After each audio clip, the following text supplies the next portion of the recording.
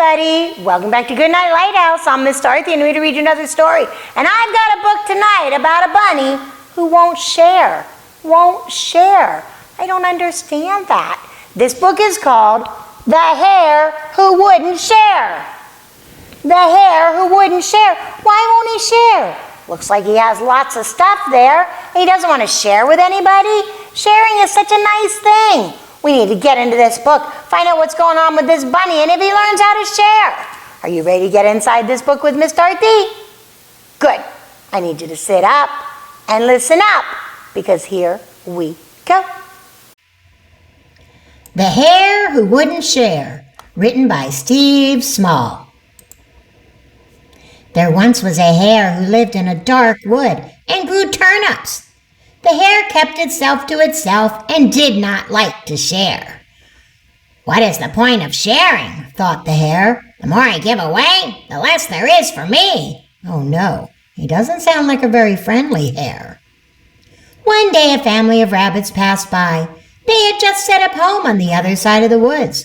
With a friendly smile, one of the rabbits walked up to the hare and said, "Well, hello there, hare. Any turnips to spare? We've only just moved, and our cupboard's quite bare." The hare glared at the rabbit. "Turn around, rabbit, and go look elsewhere. This here's my patch, and I don't like to share." Not a friendly hare at all. With a small sigh, the rabbit set off farther into the woods. Fortunately, the other animals were a lot more welcoming, and one by one, they all said hello and offered a little scrap of food where they could. That night, the rabbits made a fine soup for everyone, but the crotchety hare wanted nothing to do with the new neighbors. Oh no, everybody's being friendly to the rabbits, except for that grumpy old hare. So while the rabbits worked in the day, the hare slept.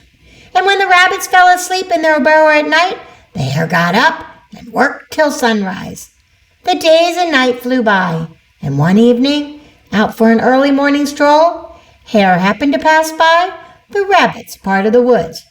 They had grown a fine carrot patch, and even though the hare preferred turnips, Hare had to admire it. Wow, the rabbits worked really hard. They've got some great-looking carrots. As Hare was leaving, a large group of animals ran by, eager to begin a party. Rabbit smiled, a welcoming smile, and said, "Hello! Come meet our friends, Hare. Please pull up a chair. The soup's almost done, and there's plenty to spare." The hare glared at the rabbit. "Save your soup, rabbit. As I'm sure you're aware, I don't want any friends, and I don't like to share." Wow, even when the rabbits are being so nice, he's still grumpy. The grumpy hare stopped all the way back home.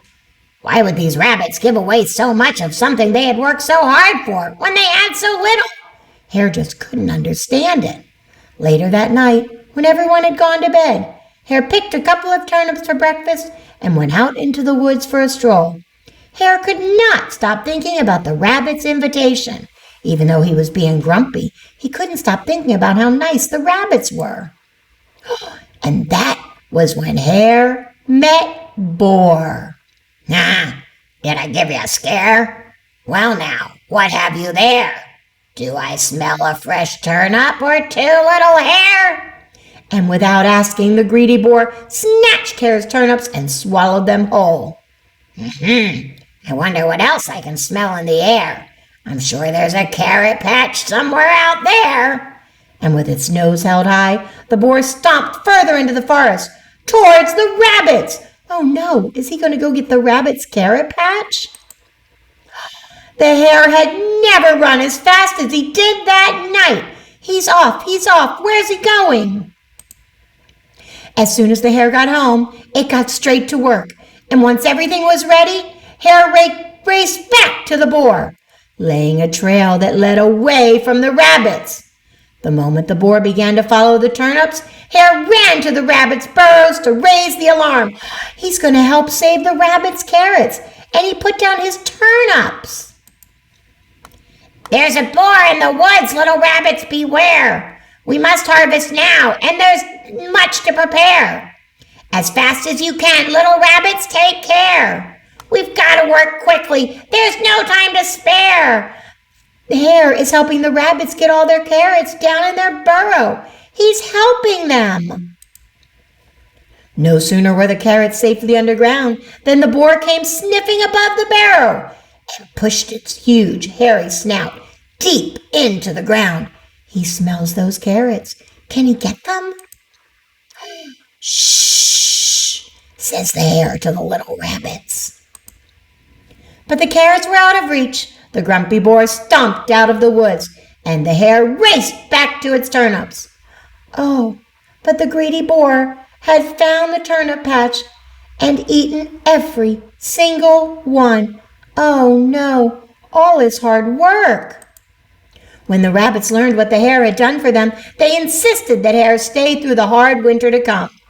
The tired hare eventually gave in, and with each rabbit lending a pillow here and a sheet there, the hare slept in a cozy bed. It was indeed a hard winter, and as hare saw the rabbits go about each day, always watchful and ready to help others, with others ready to help in return, the hare discovered that it didn't miss the turnips at all. Hare's learning a lesson. He's learning how great it is to share.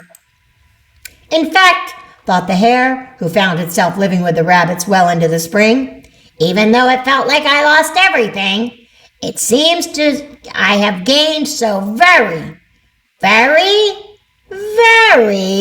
look at how wonderful he's living with the rabbits and all the friends. I seem to have gained so very much more. Hey, he learned how to share. He did learn how to share.